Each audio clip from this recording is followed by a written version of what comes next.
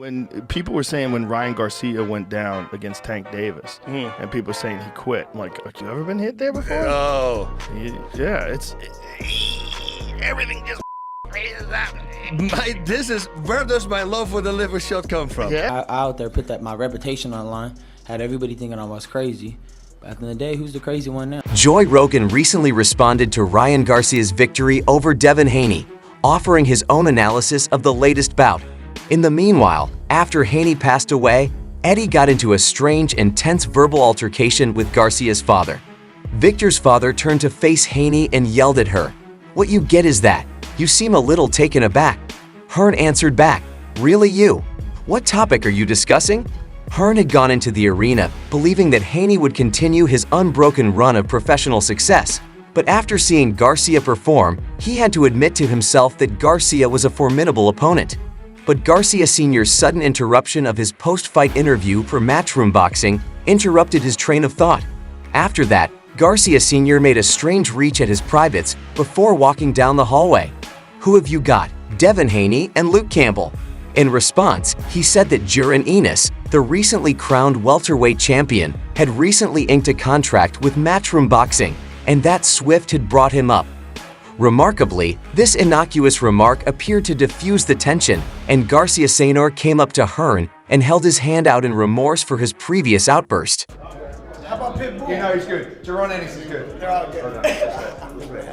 Respect. It was a good performance. Sorry. I know you're emotional. Man, sorry. Listen, it's a sport. When you win, I know, I'll but- give you all the respect in the world. Okay, give Ryan the respect. I just told him. You did? Absolutely. Thank you. This is how we work. Sorry. Don't worry. I respect you. I accept your apology. Thank you. Promoter Garcia celebrated his win, sharing every second of it on social media for his fans, while his father made dubious deals with the opponents. He uploaded a video of his group enjoying a cigar with him. Haney pack. Yeah, Haney pack. Yo, Bill, where you at, Bill? Yeah, Bill. It appeared as though Ryan Garcia smoked marijuana to celebrate his amazing win over Haney the American. As the description put it, he was chill in the video, lounging with a few friends at what seemed like a pub. Garcia was seen blowing on what seemed to be cannabis smoke while he enjoyed the festivities. He was heard chuckling later and indicating that we were having fun. New York, man, where we at? Oh, yeah, what you say? Easy. Cali Nights, ain't he? Oh, bro, you clowning, bro. We chilling.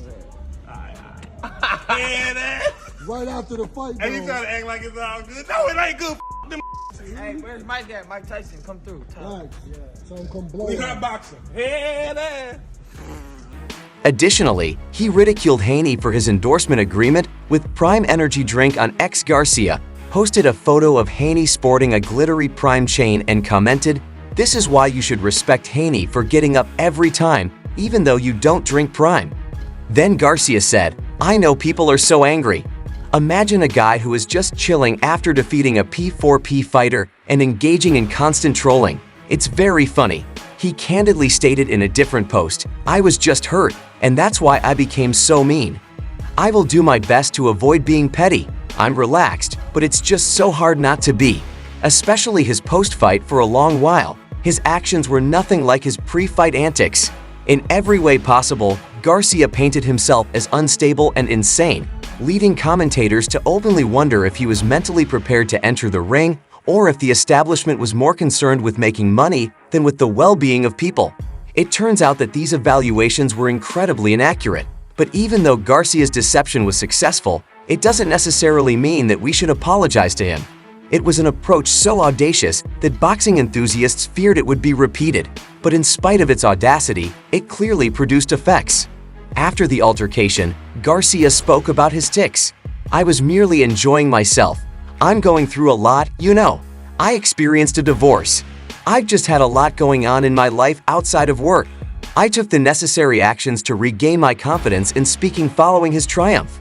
"Come on, folks, you really thought I was insane," Garcia had said. "Even after walking through the fire, I managed to hold it down and defeat Devin Haney. I continued to beat him while drinking daily and smoking."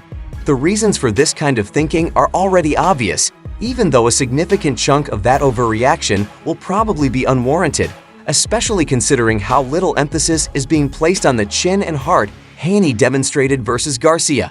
Haney was meant to handle Garcia with ease, no matter how psychologically unbalanced he was.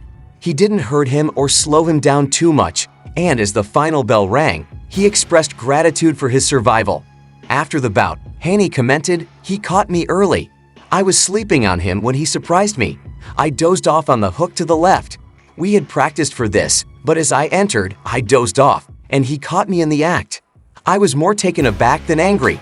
Really, I wasn't all that hurt."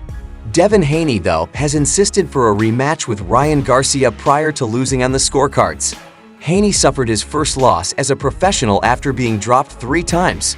As long as he gets to finish the series with Garcia, Garcia was unable to win the WBC super lightweight title on Friday when he weighed in under the 140-pound limit.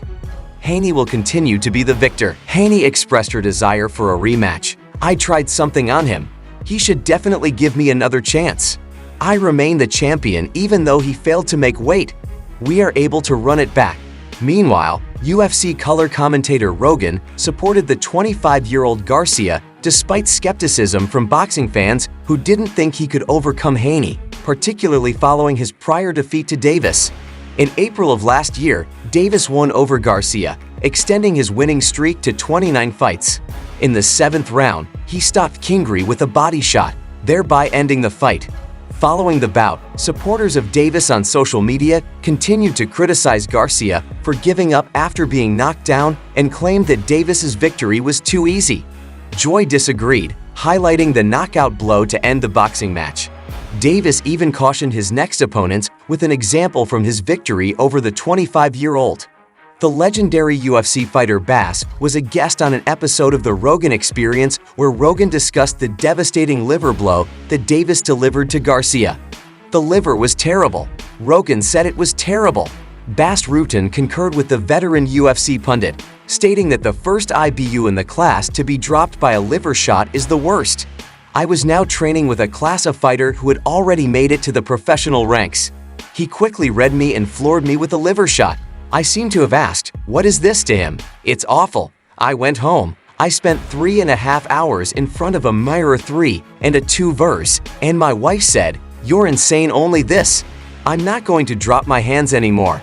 The next day, I returned to the class, and I had cleaned out 85% of the G people said that I had played a joke on them, so I went, "No, I spent 3.5 hours in front of the Frake C mirror that was not going to happen again." He continued, mentioning how fans had criticized Ryan Garcia for withdrawing in the 7th round, but Joe Rogan said that once those people were in the right, they would understand the agony of liver bullets. "Oh my God," people were saying, when Garcia lost to Tank Davis, they were like, "Have you ever been hit there before?" He holds referee Harvey Doc partially responsible for this squandered chance. Although Garcia refrained from publicly criticizing the referee's work, he did acknowledge that winning by knockout would have been more satisfying, especially since it would have been Haney's first defeat as a professional. In the end, Harvey Doc, "I believe he was hallucinating," he said. "He ought to end that altercation. It wasn't good. Haney was seriously injured. I was uncomfortable. I glanced at Bill Haney as well. I remarked, 'Bro, you really ought to quit doing this.' That is to say, he didn't. Garcia made a strong start to the fight, unsettling Haney with a strong left hook in the opening frame. He won the bout by taking Haney down 3 times as he proceeded to demonstrate his superiority. The 7th round knockout caused a buzz in the arena, but before long, Garcia's lead on the scorecards was eroded when referee Doc punished him for punching after Haney had indicated a pause. Garcia believes that he ought to have been given more time to fight until he was able to unquestionably take Haney out rather than being punished. "The guy was gripping me for dear life," he claimed. "They snatched something from me. I should have knocked him out in the 7th round." Garcia acknowledges that he was confused by the referee's rulings during the bout. Looking back at his performance, Garcia was able to secure the title by taking down Haney twice more. Despite the penalty, he continued to push through in the 10th and 11th rounds. Garcia believes that he may have exceeded expectations, but ultimately his undying will to surpass Haney became his main concern and ultimately led to his demise. He added, "I've never seen some like that. That was crazy. When I punched him while he was still holding him, he was hurt, and I said, 'Yes, done.' Yes, you're right." Garcia is adamant that he completed his training camp successfully despite drinking frequently and still coming out on top. He said he didn't care what other people thought of him. Garcia insisted that in spite of his difficulties, he faced them head-on and beat Devin Haney. Although it pains me to say it, this is the reality. Everyone has to admit that, hey, I'm high. It was you guys who were high, not me. I wasn't. In fact, I was the one who was sane because I thought, hey, look, they're torturing tiny kids over there. Let's assist him. I don't give a damn about what people think of me. That's what it means to be a true man. Yes, I still have it beat and can walk through the fire. Devin Haney continued to beat him overall and continued to drink every day. Both inside and outside the ring, emotions were running high. If you liked this video, be sure to watch some of our others that are displayed on the screen.